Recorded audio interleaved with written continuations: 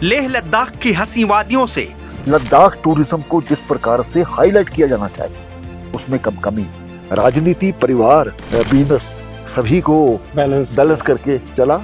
पद का अंतिम लक्ष्य नहीं है सिंहासन चढ़ते जाना, सब समाज को लिए साथ में आगे ही बढ़ते जाना। वहाँ के माननीय उपराज्यपाल से सीधे दिल से जेल में रहने का भी मौका मिला 13 महीने। 1975 में जब देश में इमरजेंसी लगी तो तब हम सरकार के खिलाफ पोस्टर लगाया करते थे। समय समय पर मुझे बहुत से ऐसे ऑफर्स दूसरी पार्टी की तरफ से आते रहे, मैंने कभी मौका प्रस्ती नहीं की। भारत की गरज, चीन से रिश्ता और खत्म होते पाकिस्तान पर बेबाक सवाल और जवाब। चाइना को भी ये समझना चाहिए हमारे जो बॉर्डर की सुरक्षा के लिए हम सक्षम हैं। पाकिस्तान का अंत होना है, जिसका उदय होता है उसका अंत होता है। उठेगी जल प्रलय की धार जिस पर क्षार सोई है, ये मत समझो कि हिंदुस्तान की तलवार सोई है। और मैं कहता हूँ कि बसा है नाग बापी में मगर छेड़ने वालों, ये मत समझो कि सोए नाग की फुंकार सोई। आज मैं आपका जिनसे परिचय करवा रहा हूँ, उन्होंने अपने ही दम पर, अपनी ही मेहनत से अपने सपनों को साकार किया है। आपको परिचय का ज़रूरत तो होगी नहीं, आप मेरे साथ बैठे हुए हैं। ये उपराज्यपाल हैं लेह लद्दाख यूनियन टेरिटरी के। इनका सफ़र वैसे तो मैं इन्हीं से पूछूंगा कहाँ से इन्होंने शुरू किया था, लेकिन मैं आपको थोड़ा सा ब्रीफिंग दे देता हूँ कि इन्होंने एक बड़ा छोटा सा ज़िंदगी की जब शुरुआत की थी तो एक दुकानदार थे, एक शॉप थी कच्ची छावनी में, वहाँ से शुरू किया था।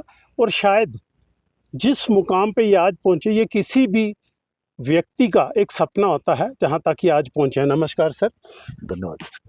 आप मुझे ये बताएं कि आपने जो ज़िंदगी शुरू की, मैंने शायद बताया कि एक शॉप से, अब आप मुझे थोड़ा सा इसको अपने जुबानी सुना दें कि आपकी ज़िंदगी की शुरुआत कहाँ से हुई थी और कैसे हुई थी। देखिए, जहाँ तक विचारधारा का सवाल है तो मैं राष्ट्रीय स्वयंसेवक संघ से बचपन से ही जुड़ा हूँ। जी। मेरे पिताजी की अधिकांश जो वो पोस्टिंग रही है वो पंजाब में रही, हरियाणा में रही, हिमाचल प्रदेश में रही। तो हर 3 साल बाद उनकी ट्रांसफ़र हो जाया करती थी।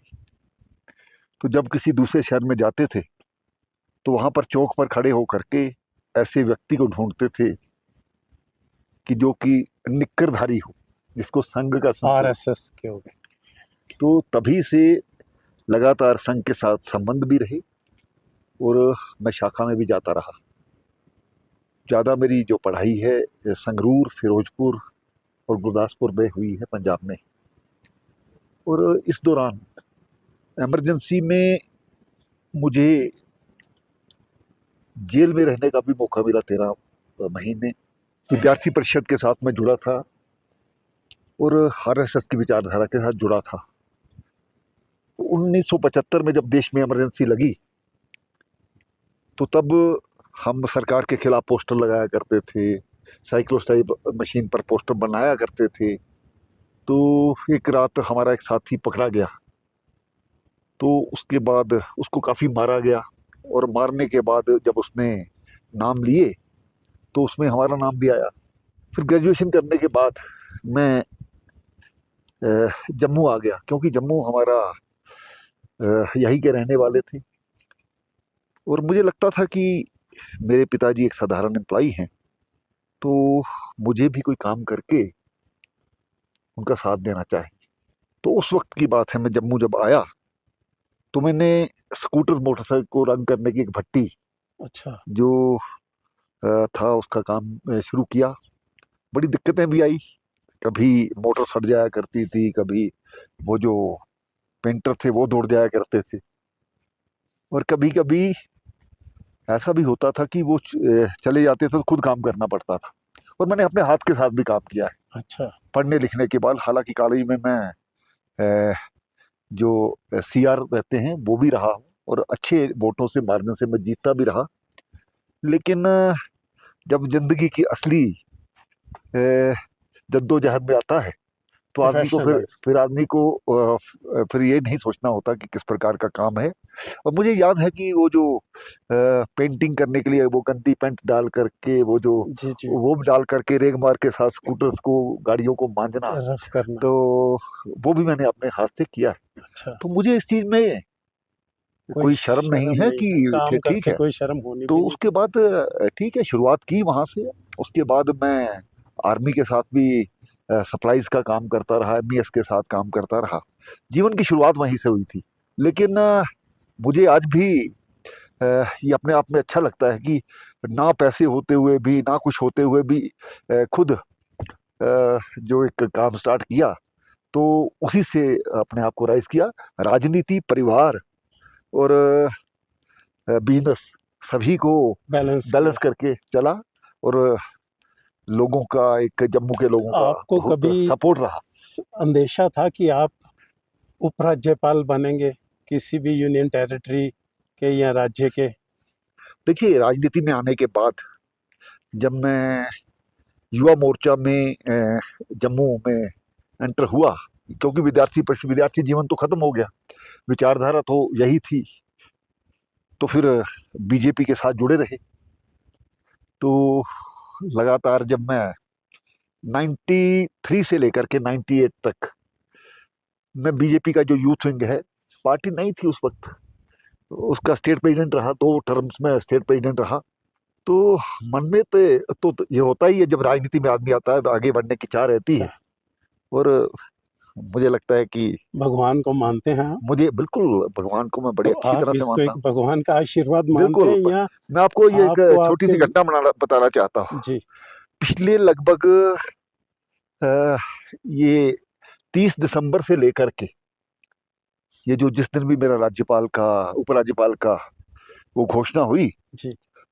तो मैं लगातार छन्नी, क्योंकि मैंने मकान बदला था, पंच जी। मंदिर में जाया करता था। पंच मंदिर छन्नी में। तो वहाँ एक टीम है हमारी दोस्तों की, वो वहाँ पर बड़ा अच्छे तरीके से बिना नागा रुद्राभिषेक करके, मुझे लगता है कि उस पूजा का परिणाम कहीं ना कहीं भगवान मिला जो है। पूजा करो उसका फल मिलता है, तो आपको ये रिवार्ड उसी का मिला। आप इसमें अपनी मेहनत, अपना जो पीआर था, जो आपने लोगों की सेवा देखिए, की, उसका भी तो हाँ, रिवार्ड हो सकता है। देखिए, मेयर बनने के दौरान मुझे पहला मौका मिला।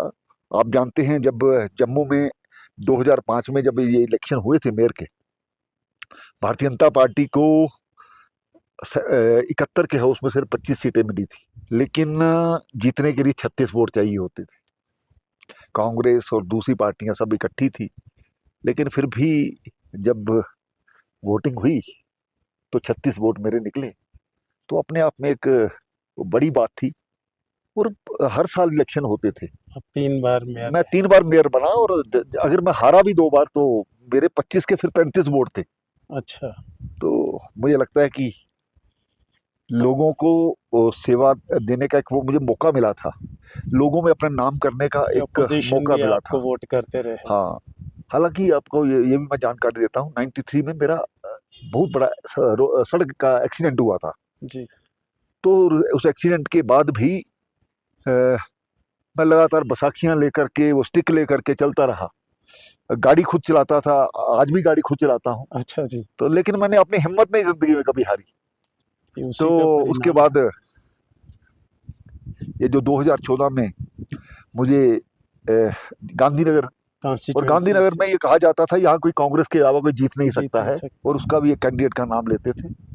खैर, मेरी जो सीट थी वो डिक्लेयर भी 15 दिन बाद हुई थी। जी।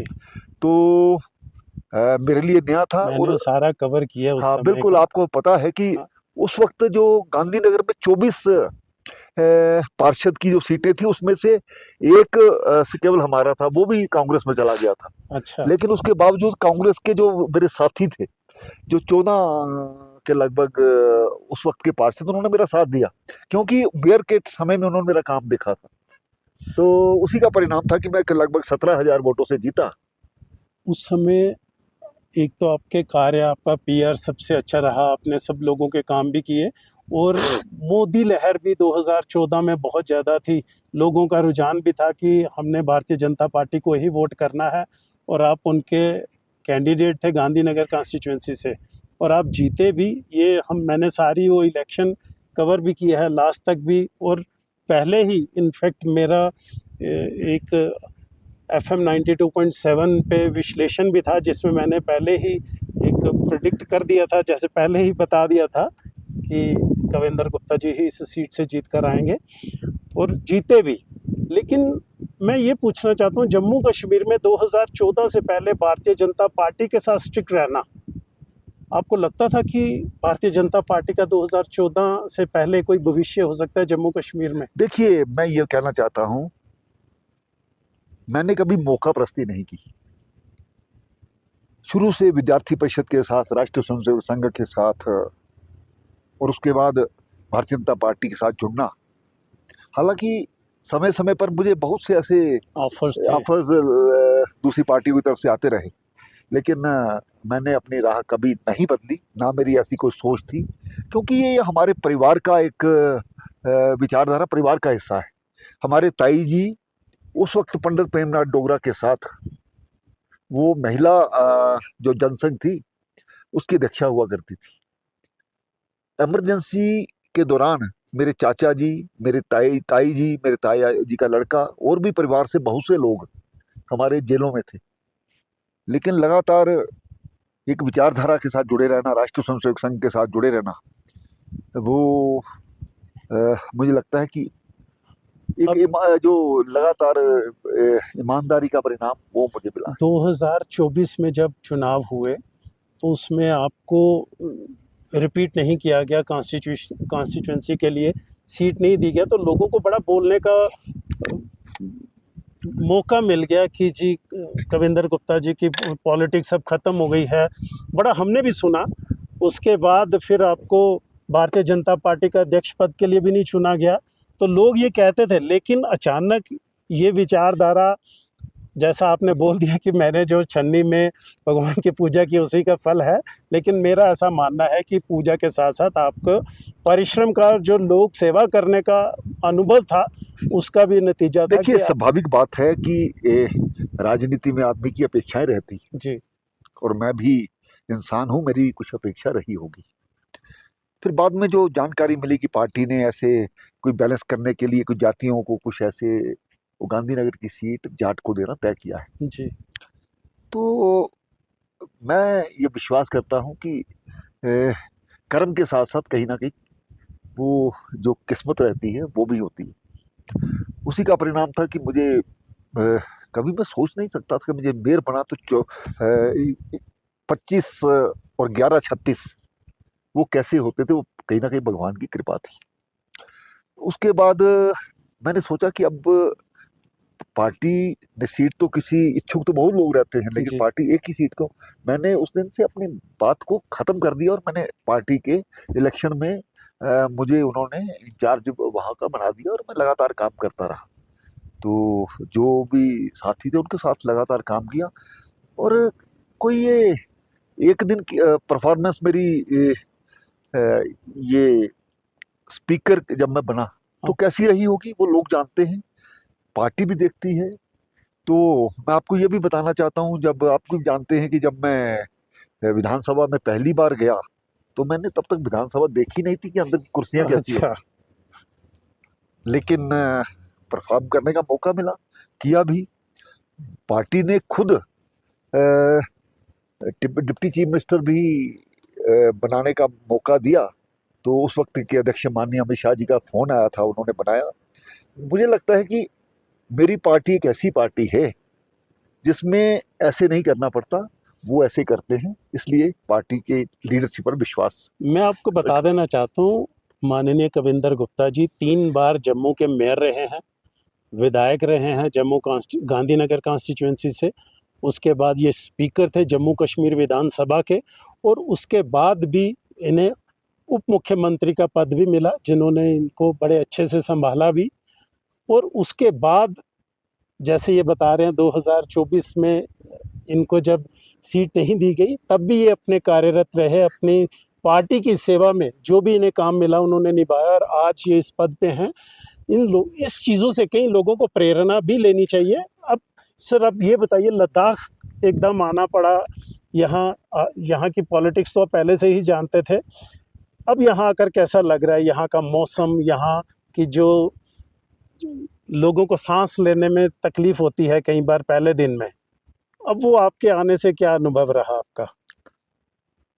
देखिए, सबसे पहले तो माननीय प्रधानमंत्री माननीय गृह मंत्री और विशेष करके महामहिम राष्ट्रपति जी का धन्यवाद करता हूँ, जिन्होंने मुझे इस पोस्ट के लिए चुना। दूसरा, लद्दाख मेरे लिए कोई नया नहीं है। इससे पहले मैं आता था, लेकिन कारगिल और लेह के अलावा ज़्यादा इंटीरियर में जाना नहीं होता था। लेकिन जिन्होंने ये पद दिया है, कुछ सोच समझ करके दिया होगा। तो अब मेरा ये फर्ज बनता है कि मैं अक्सर अपनी कविताओं में दूसरी जगह ये बोलता हूँ, पद का अंतिम लक्ष्य नहीं है सिंहासन चढ़ते जाना, सब समाज को लिए साथ में आगे ही बढ़ते जाना। और मेरा यही उद्देश्य है कि लद्दाख की जनता ने किसी समय में बहुत सहा है। एक डिस्क्रिमिनेशन, जो भेदभावपूर्ण नीति है, वो लद्दाख के साथ रही है। उसी का परिणाम था कि यहाँ पर वो जो आवाज उठती थी यूटी की, अलग यूटी थी, मिली भी। और आज जो लद्दाख एक विकास की ओर बढ़ रहा है, और मुझे लगता है कि जो जिस दिन से लगभग 1.5 महीना मुझे यहाँ पर लगातार काम करने का मौका मिल रहा है, और मैं दूर दराज के इलाकों में भी जा रहा हूँ, तो लोगों के साथ संपर्क मेरा रहे, मैं ऐसा चाहता हूँ। क्योंकि मेरी लाइफ भी ऐसी रही है, पॉलिटिकल आदमी होने के नाते, तो लगातार लोगों के बीच में रहा, चाहे वो विद्यार्थी जीवन रहो, चाहे युवाओं के बीच में रहा, चाहे वो पार्टी के एमएलए के रूप में रहा या दूसरी पोस्टों पर रहा। तो अब लद्दाख को करीब से समझ रहा हूँ, और माननीय प्रधानमंत्री जी की और माननीय राष्ट्रपति जी की कुछ अपेक्षाएं भी हैं, और उन अपेक्षाओं पर खरा उतरूं, ऐसा मैं चाहता हूँ। सब लद्दाख की जनता को साथ में लेकर के, चाहे वो कारगिल हो चाहे लेह हो, समान विकास इनका होना चाहिए। अब आप जानते हैं कि लद्दाख के विकास के लिए अब 7 जिलों का भी निर्माण किया जा रहा है, और उसी यहाँ पर चैलेंजेस है, लेकिन उस 2019 चैलेंजेस को निभाएंगे, ऐसे मैं आपको विश्वास दिलाता हूँ। से पहले मैं जब यहाँ आता था, तो यहाँ के लोगों की डिमांड रहती थी कि यूटी बननी चाहिए, लद्दाख को जम्मू कश्मीर से अलग किया जाना जी, चाहिए। लेकिन 2019 के बाद भी मैं आया हूँ, मैं इवन कल भी कई लोगों से मिला हूँ, तो वो अब भी सेटिस्फाइड नहीं है। उनको कहना है कि यूटी तो बन गई, लेकिन अभी हमें वो अधिकार नहीं दिए गए हैं। ऐसे कौन से अधिकार हैं जिनसे वो वंचित हैं अभी भी? यहाँ तो अपोजिशन उनको गुमराह कर रहा है। उनकी यूटी जो उनकी प्रमुख डिमांड थी, अब यहाँ एक एजिटेशन भी चल रही थी सोनम लोटस के द्वारा, उसमें भी शायद लोगों को गुमराह किया जा रहा है। जो जितना मैंने सुना है कि उनकी जो मान्यता रद्द की गई थी, वो लीगल वे से की गई थी, जो उन्होंने फॉर्मेलिटीज पूरी नहीं की थी।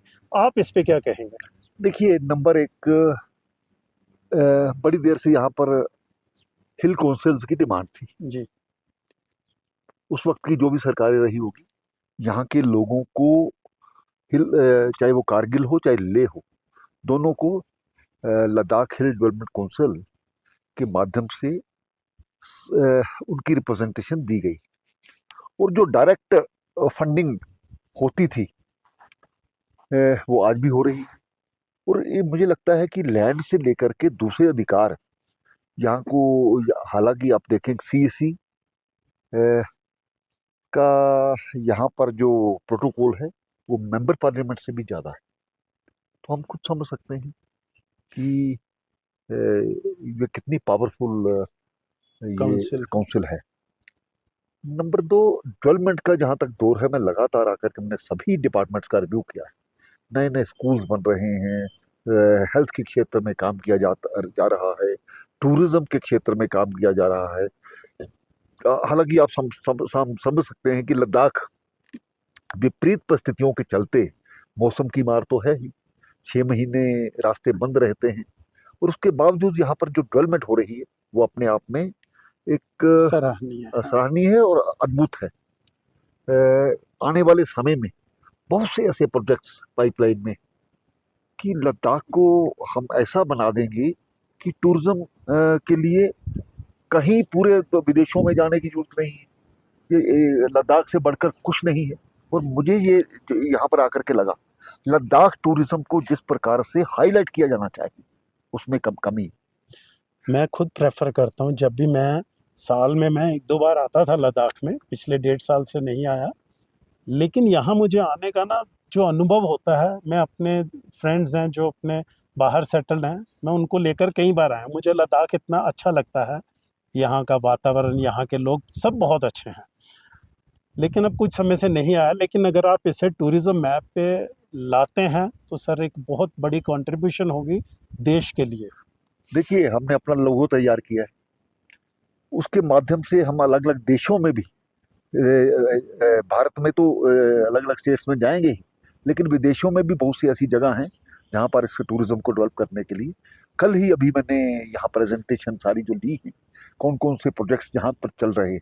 आने वाले समय में मैं आपको बताना चाहता हूँ कि जब मैं यहाँ पर आया था, 26 जुलाई को मैंने दौरा किया था ये जो अपनी जोजिला टनल का। जी। 6 किलोमीटर अंदर जा कर के वो सारा देखा। इसी तरह से वो दूसरी तरफ से भी सोनमर्ग की तरफ से भी वो टनल बन रही है।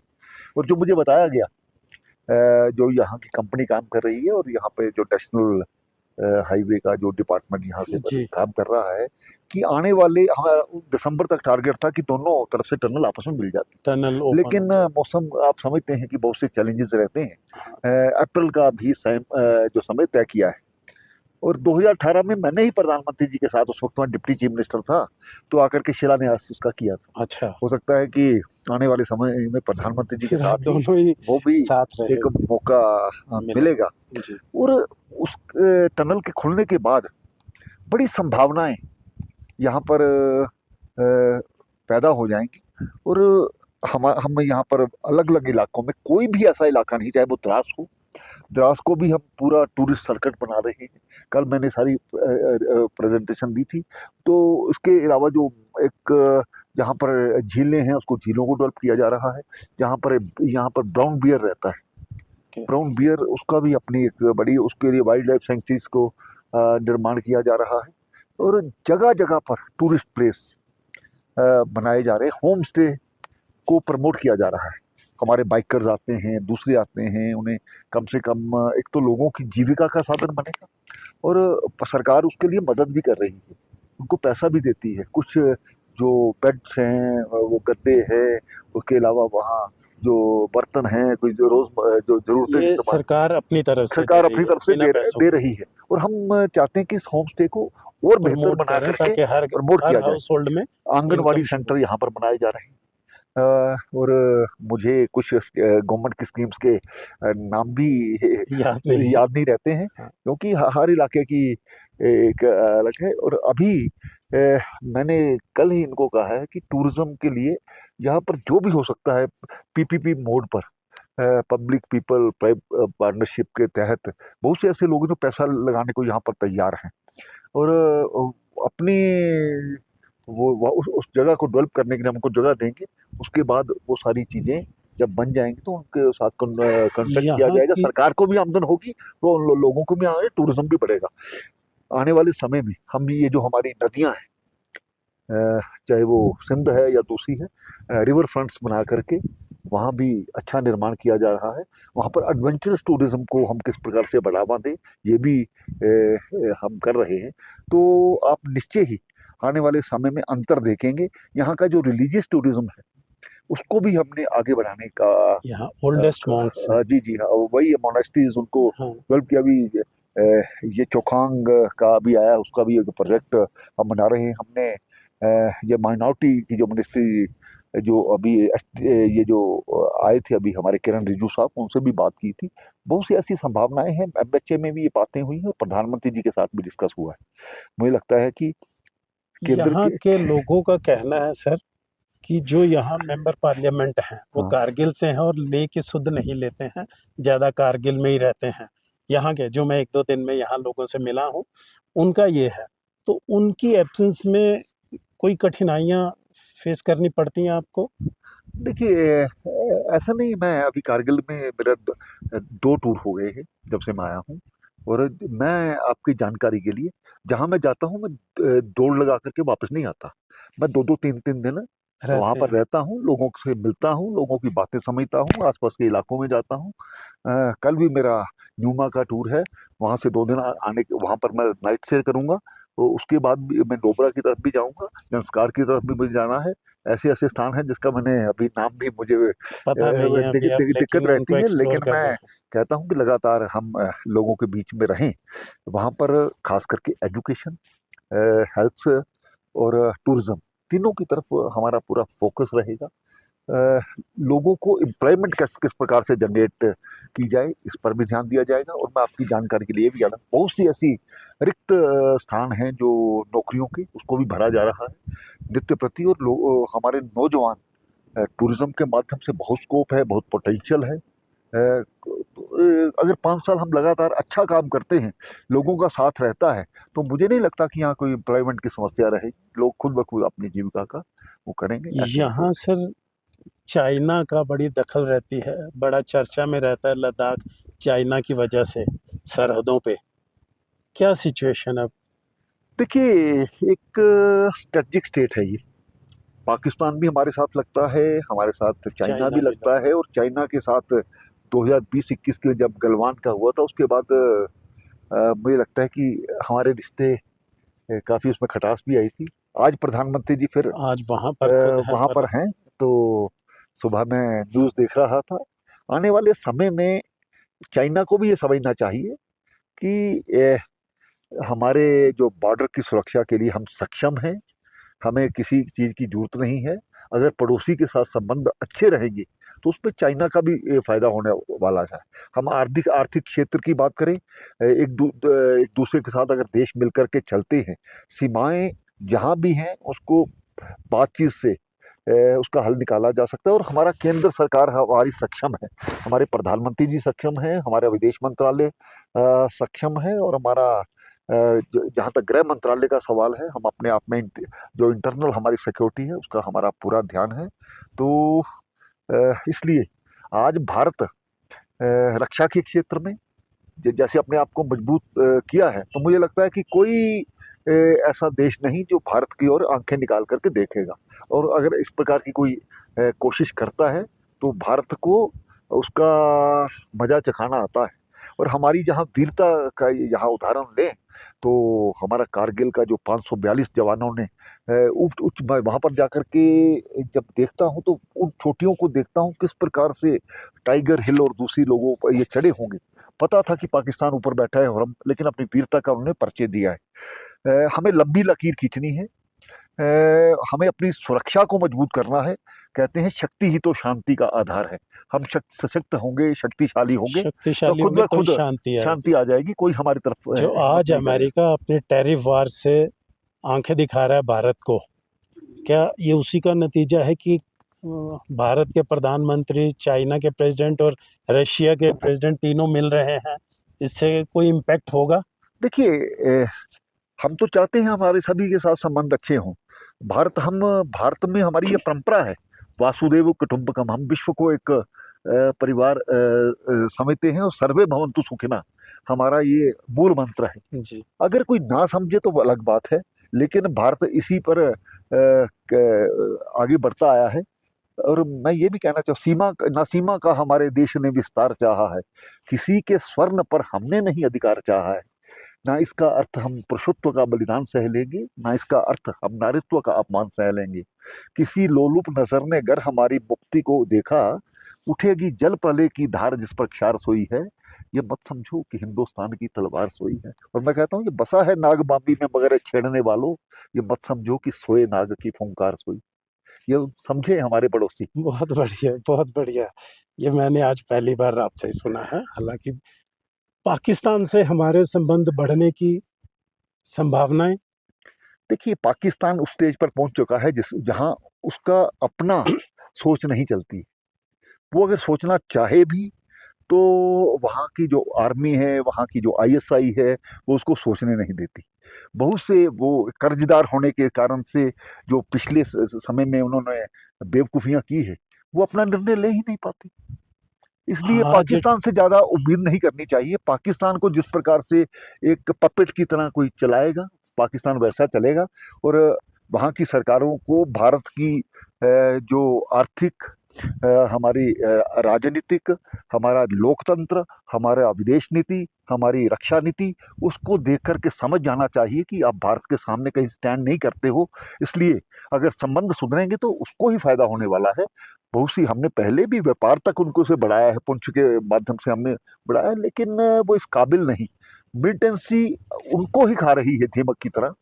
तो पहले उनको अंदरूनी सुधार करना होगा, उसके बाद पहले चाइना पाकिस्तान को बड़ा सपोर्ट करता था, लेकिन अब ट्रम्प जिस तरह अपने दामाद को वहाँ सेटल कर रहे हैं वहाँ बिजनेस के लिए, तो अब पाकिस्तान का रुझान अमेरिका की तरफ है। तो इसमें पाकिस्तान किसी दुविधा में नहीं फंसेगा कल को?